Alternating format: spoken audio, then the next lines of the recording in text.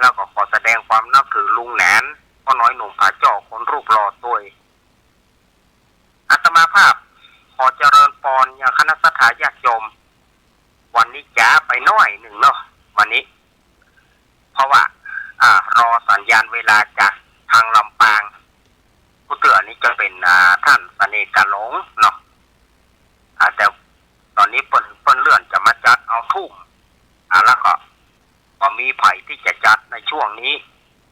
อาตมาก็เลยหันช่องว่างก็เลยเข้ามาผู้มาจ๋าแตนท่านพ่อคุณเจ้าตังจังหวัดลำปางก่อนเวลาทุ่มก็ก้อยปากกับท่านอาจารย์เสน่ห์กาลงเพิ่นจะมาจัดรายการก็เลยเป็นหน้าที่ของเก้ากระผมอาตมาภาพสามเณรรักปัญโยนานวัดสันเมืองตำบลหนองล่องอำเภอเวียงหนองล่องจังหวัดลำพูนเป็นผู้ดำเนินรายการทางสถานีวิทยุแม่ขจานโมเดิร์นเรดิโอ 94.50 เมกะเฮิรตซ์แม่ขจานโมเดิร์นเรดิโอเนาะของป้าน้อยสุวรรณแม่อนงพรหมมินทร์นี่ก็สถาญาติโยมก็ฟังกันได้นะ107เนาะถึง107ตัวตั้งอยู่วัดสันบะนะตั้งอยู่บ้านสันบะนะตำบลแม่เจดีย์อำเภอเวียงป่าเป้าจังหวัดเชียงรายเนอะโดยป้าน้อยสุวรรณแม่อนงพรหมมินทร์สถานีวิทยุห้วยตองซักเรดิโอ 98.75 เมกะเฮิรตซ์ตั้งอยู่วัดห้วยตองซักตำบลกวงเปาอำเภอจอมทองจังหวัดเชียงใหม่โดยเมตตาธรรมของหลวงพ่อวาปีวรมานิตกับท่านอาจารย์ชวริตไตยวังโสสถานีวิทยุคลื่นพระพุทธศาสนาการศึกษาและวัฒนธรรม 104.50 วัดฝ่ายหินตำบลสุเทพอำเภอเมืองจังหวัดเชียงใหม่โดยเมตตาธรรมของท่านอาจารย์ท่านพระครูสมุวิสุวัฒน์วรกิจโจและสถานีวิทยุวิทยาลัยสงฆ์นครลำปาง 106.50 วัดบุญยวาสวิหารโดยการเอื้อเฟื้อถวายเวลาโดยพ่อครูดร.จิรศักดิ์ปันลำและลำปางสตาร์ 101.25 เมกะเฮิรตซ์ของคุณโยมดารุณีเดี๋ยวกับประมาณเนี้ยเนอะพูดถึงสถานีที่ห้ามสัญญาณในช่วงนี้วันนี้อาตมาก็อาจจะนี่พ่องเพราะว่าเวลามันน้อย เมื่อเวลามันน้อยก็ต้องเข้าเวลาฟังเข้าเวลาพอหันมา6 โมงจะซาวแล้วนี่ 6 โมงจะซาวละอาตมาก็เลยต้องฟังก็ต้องมาหย่อมไฟสถาญาติโยมจะมาเนิบก็บ่ได้ละเวลามันน้อยวันนี้ก็จะมาพูดจาในการพูดในเรื่องคติธรรมนำใจสถาญาติโยมคติธรรมวันนี้อาตมาขอนำเอาสิ่งที่ญาติโยมบางทีนั่นมองข้ามไปบางทีเราอาจจะมองข้ามว่าสิ่งนั้นบ่มีค่าบางทีเราก็ต้องได้ใจมันอยู่ดีอย่างเปิ้นว่าจะได้ผ้าขี้ริ้วห่อทองเนี่ยคำว่าผ้าขี้ริ้วหรือว่าผ้าหยอกผ้าขี้ริ้วหรือผ้าหยอกนะเขาก็หานนะว่าผ้าขี้ริ้วซึ่งปกตินั้นพอมีไผ่ไข้ใจแต่ถ้าจำเป็นมากกระเซาะหามันเหมือนกันนะผ้าหยอกผ้าขี้ริ้วนี่ถ้าถึงเวลาก็เซาะหามันเหมือนกันมิไหนจะเอาเจ็ดนั้นเจ็ดนี้เวลาบ่มีก็สุมาเถอะเอาจ้งเข้าจอกปุ่นตีนย่ำไปตีนย่ำไปตีนย่ำมาอันนี้ก็มันก็เหมือนกับคนเฮาเนี่ยบางทีคนเฮาดูคนที่แต่งตัวบ่ภูมิฐานแต่งตัวบ่สมกสมัครแต่งตัวเนี่ยได้สลุยสกุยแต่ผลสุดท้ายเปิ้นเป็นคนมีเงินเปิ้นเป็นคนดีเป็นคนมีเบี้ยมีเงิน อีกก็มีเนี่ยเปิ้นเอาว่าผ้าขี้ริ้วห่อทองบางทีผ้าขี้ริ้วเอาหันว่ามันเหี้ย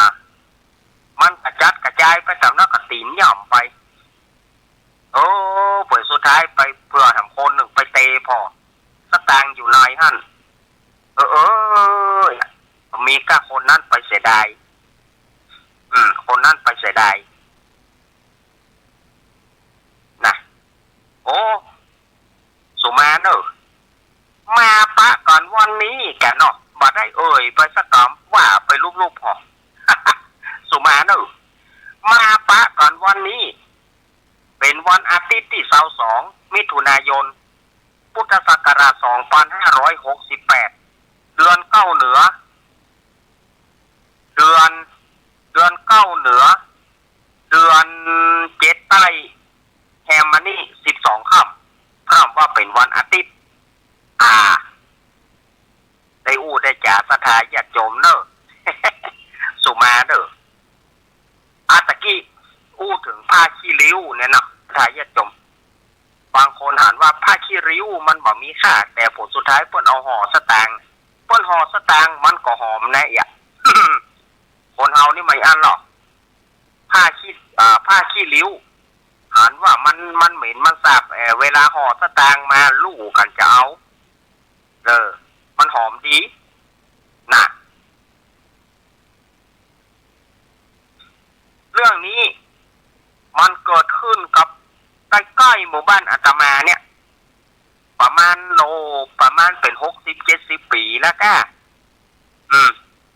ยิ่มดีเข้าไปเป็น80 ปีแล้วก็เปิ้นเล่าให้ฟังลุงปานนี่อยู่หนองสลิงเปิ้นเล่าให้อาตมาฟัง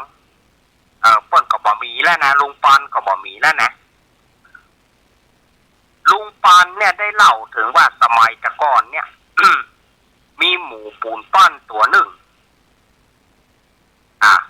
หมูปูนปั้นคนแต่ก่อนของหมูสไตล์เนาะหมูสไตล์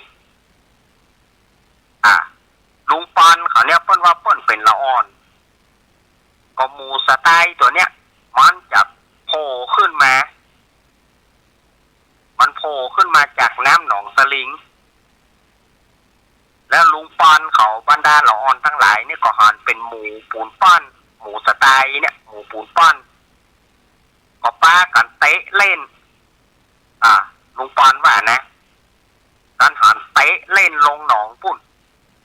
แถมวันหนึ่งไปโผล่ฟังหนองลายปุ่นละอ่อนไฟปุ่นไปเอามาเตะกันไปเตะกันมาหันหน้ากับหมูสไตล์ตัวเนี้ยมาทำละก็ปากันเตะเล่นหมูสไตล์นะหมูปูนนะเตะไปเตะมากัดเตะนั่นมันก็ไปมันมาเหมือนมันมีชีวิตจิตใจมันก็ไปแถมโพแถมฟังหนึ่งเตะลงหนองแถมมันก็ไปโพแถมฟังหนึ่งลงปันให้ฟังหมูสไตล์นะเขาก็นะกันหันกับป้ากันเตะเล่นนะหันมันมีที่ไหนเขาก็ตัวเตะเขาก็ตัวตีนหัวเล่นไปนึกว่ามันเป็นของบะมีก้าผลสุดท้ายนี่อันอย่างก็พระธุดงค์อีกเปิ้นบอกน่าจะเป็นพระธุดงค์เปิ้นมาพระธุดงค์เปิ้นตักมาอีกคนบอกให้ลุงปานเขาว่าละอ่อนน้อยหมูนี่สู่ไปเตะหมูไปมานั่นนะสู่หูก็ตั้งในหัวใจตั้งในเปิ่นมีข้าวของมีเงินทองแก้วแหวนแสนสิ่งอย่างนักเนอะนายฮะนะนายฮะนะของปันเลอะนายฮั่นก็ลุงปานเขาไปย่านกันจะไปเอามาผ่าบะหมี่ย่านละคนไปไหนหูอย่าแล้ว หมูสไตล์ตัวนั้นเปิดหายแซบเลยบะหมี่วี่แววลุงปานว่า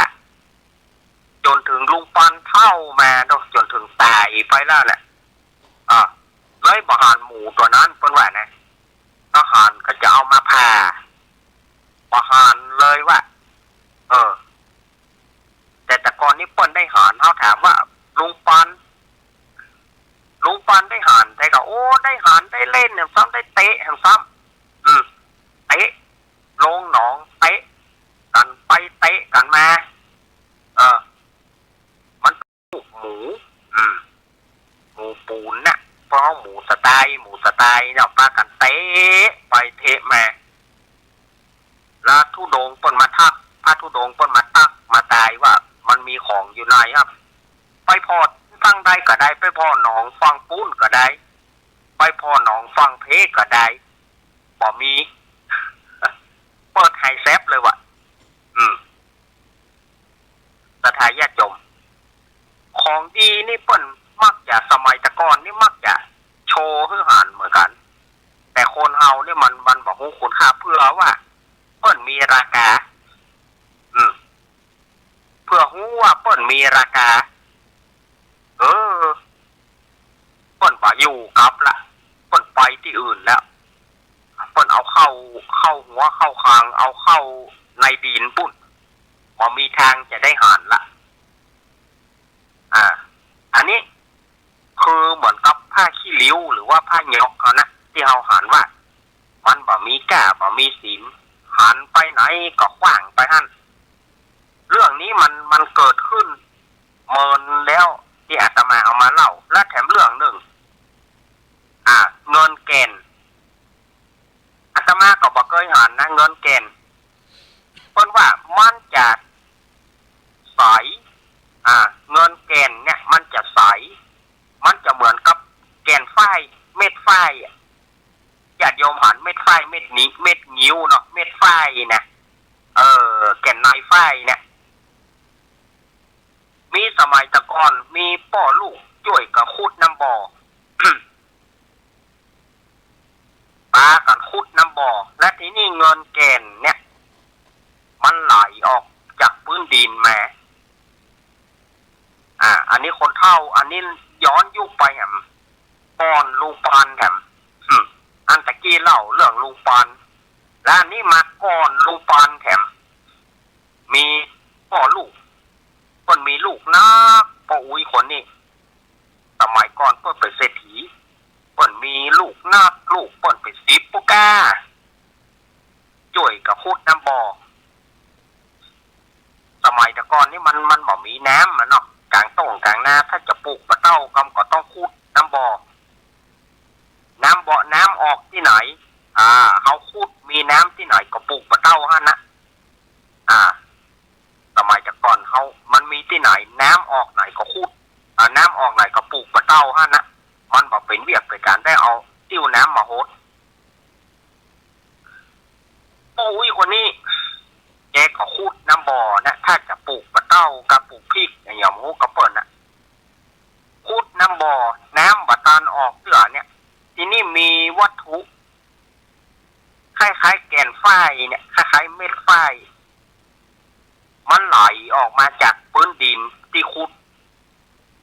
ลูกเปิ้นก็บอกว่าอีป้อเป็นอันยังเนี่ยอีป้อเป็นอันยังเนี่ยมันอย่ามาไหลออกดินมากูด มันเป็นแกนอย่างเนี่ยพอยังแกนฝ้ายอีกป้อเปิ้นก็เมาสมัยก่อนขุดน้ำบ่อเนาะเอาอีปิกเนี่ยนะสดายญาติโยมขอปิกเนี่ยโจกพาไปสนใจมันเอาขว้างอีก เอาขว้างเหี้ยป่ะถ้าเอาขว้างเหี้ยแล้วอ่อนก็กำขว้างที่นี่ก็เหลือจะเอาไปเปี้ยให้คนเฒ่าสักหน่วย2หน่วยเอาไปเปี้ยให้คนข้างบ้านเพิ่นนี่กะเงินก็ไหลออกมาไอ้วัตถุนี่ก็ไหลออกมาน่ะไหลออกมาก็กำขว้างของมันนะก็สนใจคิดว่ามันเป็นแก่นในฝ้ายแต่ว่าลูกเปิ้นก็เอาไป2หน่วยเอาไป2หน่วย2เม็ดเอาไปเปี้ยให้คนเฒ่าข้างบ้านพอเปิ้นว่าเงินแกนอย่างนั้นวัตถุนี่นะมันเป็นเงินแกนสู่จะร่ำจะรวยกันนั่นหาใจไปเอาเพื่อไปเอา ที่เอาขี้โขยลงที่เอาขี้โขยขึ้นนั่นน่ะปากน้ำบ่อนะที่หันเงินแกนกองฮะที่มันไหลก็บ่ไหลแล้วที่มันไหลก็บ่ไหลออกแล้วที่กองอยู่หั่นก็บ่มีละอันตรธานหายไปหมดบ่มีที่จะพุทธออกจากพื้นดินก็บ่มีที่อยู่ที่โขยอยู่ที่กองขี้โขยก็บ่มีหมดท่าเลยไปได้สักกำบางทีมันก็ขันและแต่บางเหมือนกันนะเปิ้นจะเอาฮื้อเนาะบางทีเปิ้นจะเอาฮื้อแต่ว่าเฮาบัดจ้างเอาอีกก็มีสมัยแต่ก่อนนี่กลางแพะกลางป่าบ้านเฮาเป็นชนบทก่อนว่าผีเอาเข้าของฮื้อเหมือนกันแต่เฮาบัดจ้างเอาก็มันหังตีไปปริศนานี่เนาะตีไปปริศนาเอาเป็นเม็ดฝ้ายนี่มันไผ่ก็บอกหูหัวนะแล้วก็มันไหลเอาดินกุดเนี่ยมันก็บอกหูเพื่อหูมามันเมียละเพื่อหูมามันเมียละให้แซฟไปละอันเนี้ยคือเขาหันว่าเข้าของอันใดที่เขาหันเหมือนบ่มีค่าแต่มันมีค่าเพื่อค่าได้มาแล้วเปิ้นบ่อยู่กับเฮาละไปที่อื่นละที่ไหนจะได้บ่ฮู้วันนี้นะเป็นนิทานเรื่องของเก่านะเรื่องของเก่าแหมคนหนึ่งก็ไปได้ลานอ่านว่าเป็นลานธรรมดาใบลานนี่นะอ่านว่าเป็นใบลานธรรมดาก็เอาไปมัดกวางเอาไปมัดลักเอาไปแป่งลักกวางเอาไปแป่งเชือกมัดกวางไผ่เลี้ยงกวางนี่ตือหูหรอเอาเชือกมัดเขามันไว้แล้วก็แป่งลักมันปักอ้อยหั่นลักกวางสมัยก่อนนี่หน้ากวางนี่ม้วนเนี่ยหน้ากวางนี่ก็คนเฒ่านี่ก็เอาลานเนี่ยฉีกแป่งเชือกกวางคิดว่าเป็นใบลานธรรมดาแต่มันก็มีลักษณะพิเศษเหมือนกันลานนี้มันก็คือว่ามันเหนียวมันเหนียวก็ปัจเฉลียวใจก็แป่งเชือกกวางมัดติดหลักที่นี่กวางมันบ่อยู่กวางมันบ่อยู่มันก็ลกลักบินไปที่นี่แถมคนหนึ่งเปิ้นไปยับกวางตัวนั้นได้เมื่อเปิ้นยับกวางตัวนั้นได้เปิ้นก็เอามาพอโกดโทหมอนี่อย่างบ่ฮู้คุณค่าอันเอาลานปันไปมัดกวางก่อนปูดโถเอาลานปอนไปมัดกวางก็รู้เปิ้นเอาเปิ้นได้คนที่ไปเกิดเอากวางได้ลานปอนสถานญาติโยมถามว่ามันเป็นอย่างไรท่านอาจารย์ลานปอนอาตมาก็บอกเคยหูแต่เปิ้นเล่าให้ฟังอาตมาก็ไม่อีกเนี่ยเอาหันบางสิ่งบางอย่างเอาเหมือนบ่มีคุณค่าเปิ้นแฝงโดยคติแต่เฮาบ่ฮู้อันนี้มันมีอย่างอี้นะแล้วมันมีแถมอย่างหนึ่งเรื่องนี้ก็เกิดขึ้นเมินเหมือนกันจนเจ้าเปิ้นบ่ตายไปหานับฟังขยาบ่ได้ละแม่อุ้ยคนนั้นลูกเปิ้นหลายแม่อุ้ยคนนั้นนะลูกเปิ้นหลาย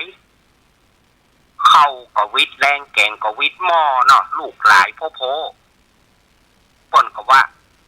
เปิ้นอู้ยองเนาะก็สั่งมาตุกล่ำตุกเลออีล่ำเลอเต้วบุตรเต้วดาเฮ้ยจวยพองเตอตุกแตะตุกวาเปิ้นก็ว่าอีนะแกถ้าจะจมไปตึงวันนะเนาะแกจมไปตึงวันนะว่าตุกกินเพียวกอยกินเพียวมันปุ่นบ่มีเข้า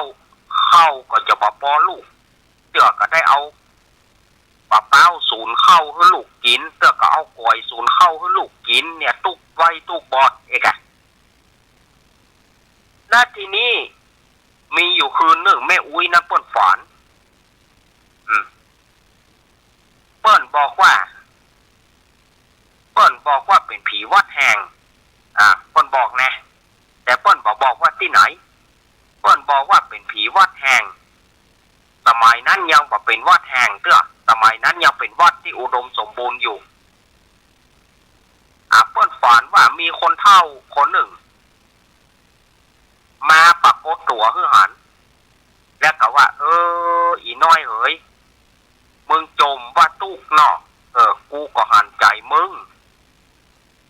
เข้าของมีที่ปุ้นบนแพร่บนนะเพื่อมึงไปเอาตีสี่เพื่อมึงไปคนเดียวมึงเนอะเพื่อมึงไปคนเดียวห้ามบอกคือไผถ้ามึงบอกคือมึงเอาคนอื่นไปจับอาหารบ่มีบ่ฮื้อเพื่อมึงไปคนเดียวมึงตีสี่มึงจะไปก็ว่านะไปก็ไปก้าขอคอยป้นตุกเตอะก็ยังอู้อี้อยู่นะแต่มีเงื่อนไขว่ามึงเอาไก่เหลืองมาแลก2 ตัวเนอะเดี๋ยวคนเฒ่านั่นก็หายไปเปิ้นก็สะดุ้งตื่นมาก็มากึดใจว่าพอจะไปแล้วนะพอจะไปละจะบอกคือลูกคือผัวก็บอกก็พอถ้าบอกก็มันจะบ่ได้เปิ้นก็มาพิจารณาก็มาปิ้นปัญหาไก่เหลืองแถมหมอกแต่เอาไก่เหลืองอันใดไปแหลกเปิ้นทีนี้เปิ้นก็มาในช่วงที่กำลังกึดเดียวน่ะสติเปิ้นก็เกิดขึ้นเปิ้นก็เกิดสติปัญญาขึ้นว่าลูกเปิ้นเป็นตุ๊ ลูกเปิ้นเป็นพระเป็นเนน2 ตนอยู่ที่วัดนั้นบ้านหลังไก่เหลิงนะบ้านหลังลูกกูเฮก้าไก่เหลิงกำลังเอาพระไปเฮก้าจ้านลำเลอก็เอาตุกก็ปล่อยมันตุกเตอะตายก็ตายจากมันเตอะตะกินก้อยกินมันก็ตะกินเนาะเอาเปิ้นก็เลยบอกไปเอา อันนี้หังมีเงื่อนไขนี่แหละขอให้เอาไก่เหลืองมาแลกกับไผจะไปเอาถ้าเอาก็ไปฆ่าพระ ฆ่าพระ2 ตนเนี่ยเพื่อจะเอาชีวิตพระชีวิตเนนไปแลกเดี๋ยวไผจะเอาเขาก็มาเอารู้ตุกปานฟ้าเขาก็มาเอารู้ตุกปานฟ้าเขาก็มาเอารู้อย่างนั้นแล้วก็พอมันตุกกันนะกะกินก้อยกินมันก็จะมาหยังอันนี้เป็นคติเป็นนิทานเป็นเจี้ยก้อมที่เอามาเล่าสถาญาติโยมได้ฟังว่าบางสิ่งบางอย่างของมันมีแก่แต่เฮามองว่ามองข้ามไปมองข้ามไปส่วนมากจะมองข้ามว่าของบ่มีแก่แล้วนี่เดี๋ยวเขาข้ามไปข้ามมาแต่ของที่เปิ้นจะฮื้อแต่กับมีเงื่อนไขประถอยก็มาเอาลูกอย่างเฮาก็มาเอาลูกอยากจะแลกชีวิตคนนั้นคนนี้เฮาก็ไปเอาจะได้แต่ถ้าว่าชีวิตคนนะจะเอาไก่ตวงเฮาก็ยังบ่สามารถที่จะทำได้ถ้าจะกินหัวกาดหางกาดได้กะคำว่ากินหัวกาดหางกาดนี่ก็คือถ้าจะซื้อไก่จากกาดมาเอามาเนี่ย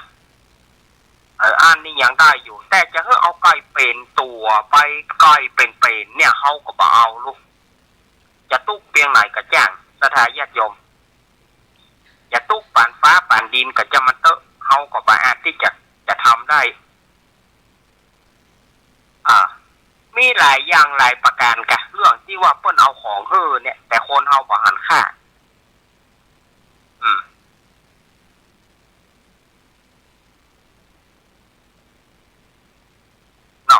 มันก็ของอย่างอี้อันนี้อาตมาเอามาให้ฟังนะสถาญาติโยมว่าสถาญาติโยมจะหันว่า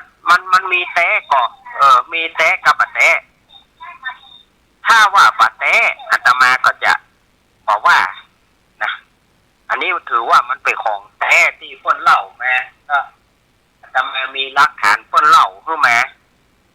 แต่ตอนนี้ถึงเปิ้นจะล่วงลับผ่านไปแต่ว่าอาตมาก็จำได้อยู่ที่เปิ้นเอามาเล่าเนาะอ้าวศรัทธาญาติโยมเวลาแถมน้อยนิดอาตมาจะวางสายเนาะเพราะว่าอาตมาจะจัดช่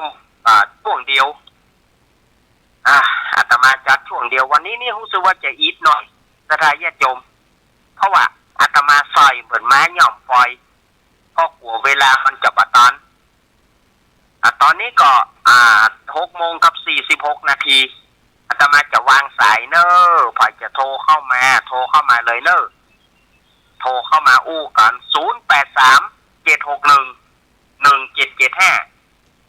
0837611775อ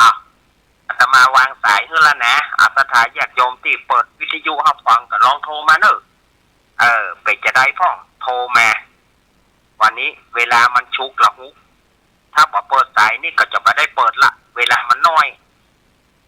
มีก็หาเอาโทรเข้ามาเนอะ0837เจริญปอนไว้แต่เจ้านี้จากไหนแม่ได้กระดูกสีเจ้าแม่เอื้องไพรชัยยองเอาฟังอยู่นะเจ้ามันดีนี่กะกินข้าวกับมะพร้าวน้ำตาลแข็งหน่อยมั้งนะเคยเอาหรอโอ้เจอมาหมดแล้วแม่เอ๋ยลูกเนนนี่เจอนี่แม่มันยังกินอยู่นะลูกนี่เจอมาหมดละเข้าศูนย์มะพร้าวเข้าศูนย์น้ำตาลเนี่ย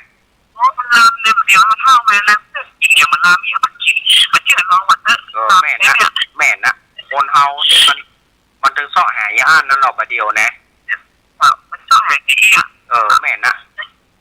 ก่อนอย่างเดียวอันนั้นก็ไม่แม่มีลูกแบบยึดเป็นคนก่อนจะไปไม่ต้องไปเลี้ยงเอาพักไปคนกับผู้สามีนะเลี้ยงกันได้นี่เนาะก็เลี้ยงกันได้นะคนสมัยก่อนแม่ว่าประเดี๋ยวนี้มันมาไหนได้คนเดียวมันมาแค่นี้นะโอ้ยแม่ประเดี๋ยวนี้มันคนเดียวนะเขาจะว่าเขาก็บ่ได้นะมันเลี้ยงด้วยเงินไม่เห็นเนาะมันบ่ใช่เลี้ยงด้วยข้าวมันเลี้ยงด้วยเงินอีแม่บางคนโอ้ก็ยังเมาละอ่อนนั่งน้ำมันเอาบ่ได้เพราะมันเลี้ยงด้วยเงินแก้แม่ได้สมัยเขาแต่มันสมัยเนี่ยเพิ่นว่าเนาะไม่เนาะสมัยเฮานี่เกือบแม่เกือบยังไม่ได้สูบกับโรงเรียนเลยบ่ได้สูบปัญญากรปีกไปถึงโรงเรียนไปสายญากรคือกันเต็มไม่ถึงเจ้าครับเรื่องชัยยองบ้านโอ่งมาแล้วนะเจริญปอนแขกไอ้แขกแม่ฟังอยู่แล้วแม่สุกเกี้ยวสอนศรีนุสรมาแล้วว้าวเขาแรงงอนวันนี้ฝนโตกันแน่แม่น่ากะฝนแรงงามแม่ดีตกมาแต่ยังมดยังงานเนาะเจ้าครับตกเหมือนกันเจ้าตกทั่วกันนั่นเนาะครับเราฟังเองเด้อเป็นกำลังใจเด้อเลยเด้อขอบคุณแม่สุกเกี้ยวเนอะเจ้าแก็บไว้แช่แช่ตู้เวลามันน้อยเนาะเจ้าขอบคุณแม่สุกเกี้ยวสอนศรีนุสรวิราพรศรีเตี้ยเจริญปอนติดแล้วเนอะไอ้กาลูกเจ้าอุ้ยเฮือนเจ้าขอบคุณเนี่ยนะอุ้ยเฮือนรุ่นนี่รุ่นบุกเบิกเหรออุ้ยเฮือนกันนี่รุ่นเซาะแหลกเข้านี่กำลังใจลูกเด็กเนี่ยยินดีอุ้ยเฮือนเจ้าอุ้ยเฮือนแสนต่ออุ้ยเฮือนแสนต่อมาแล้วกระดาษยัดยมอุ้ยเฮือนวางสายฮื้อจิมขอบคุณมีอยู่ก็0837611775 0837611775มีก่อไผที่จะโทรหาอามาตอนนี้เนาะตานอยู่เนอะถ้าผมสัก 2-3 สายกระทายาติโยมเจริญปอน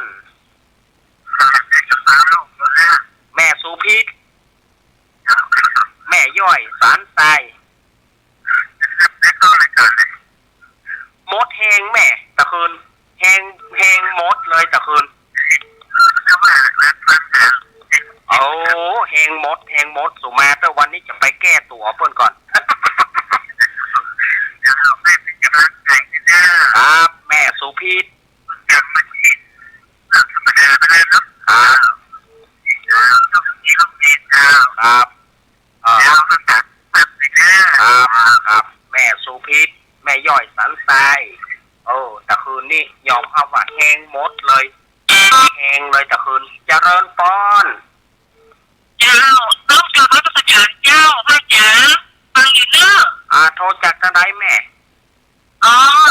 โทรบ้านหนองไหวแต่ว่าแม่แฝกกับคนสันทรายเจ้าใหม่เจ้าน้องไหวสันทรายเนาะเจ้าแต่ข้าวเจ้านี่นะเหมือนเดียวนี่นะกินนั่นเนอะกินข้าวกับมะขามเปียกเนอะ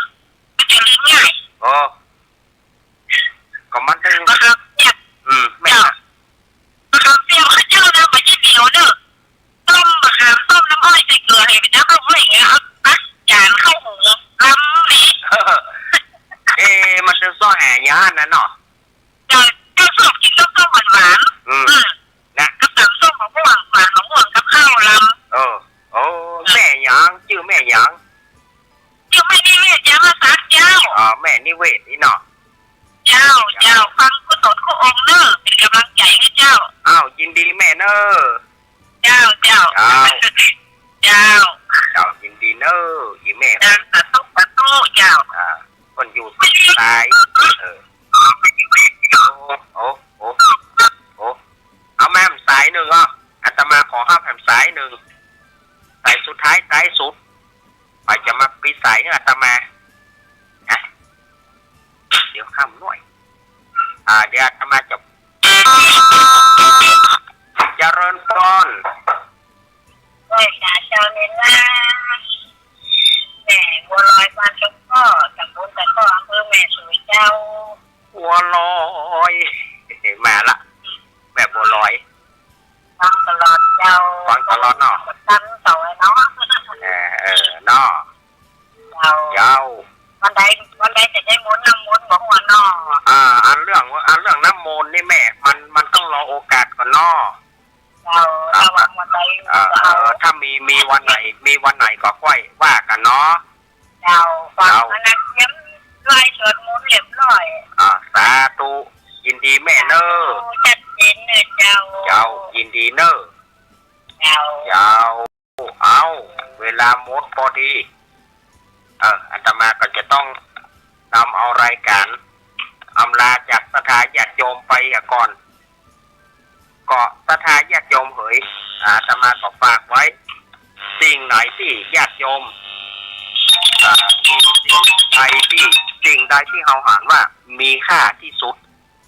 1บิดามารดาพ่อแม่2ครูบาอาจารย์คนใดขาดเมตตาธรรมบ่ฮักบิดามารดาผู้ใดอกตัญญูต่อครูบาอาจารย์ผู้นั้นจะหาความเจริญได้ยากผู้ใดอบรมผู้ใดเลี้ยงดูบิดามารดากตัญญูกตเวทีต่อครูบาอาจารย์ผู้นั้นจะร่มรื่นด้วยดีอาตมาฝากไว้เป็นคติธรรมในวันนี้ขอศรัทธาญาติโยมกินข้าวกันลำเน้อขอบคุณสถานีแม่ขจารโมเดิร์นเรดิโอขอบคุณพ่อน้อยสุวรรณแม่นงพรหมินทร์ขอบคุณหลวงพ่อวาปีวรมานิตกล้วยตองฝักเรดิโอขอบคุณ104.50ท่านอาจารย์ท่านพระครูสมุวิสุวัฒน์วรกิจโจขอบคุณวัดสถานีวิทยุวัดบุญยวาสวิหารลำปางขอบคุณพ่อครูดร.จิรศักดิ์ปันลำเนอแล้วก็ขอบคุณคุณโยมดารุณี101.25ลำปางสตาร์จังหวัดลำปางก็ขอบคุณทุกสถานีทุกเสียงทุกสายเจ้าหน้าที่ทุกฝ่ายช่างคอนโทรลช่างเทคนิคทุกท่านศรัทธาญาติโยมปดาคนฟังผู้ท่านอยู่ดีมีสุขอายุรุ่มั่นยืนยาวกินข้าวลำน้ำลงกันจุปุจุคนเนออภิวาทนาสีริสานิจังวุธาปัจจายิโนจัตตารโอธรรมาวัฏันติอายุวโนสุขังพระลัง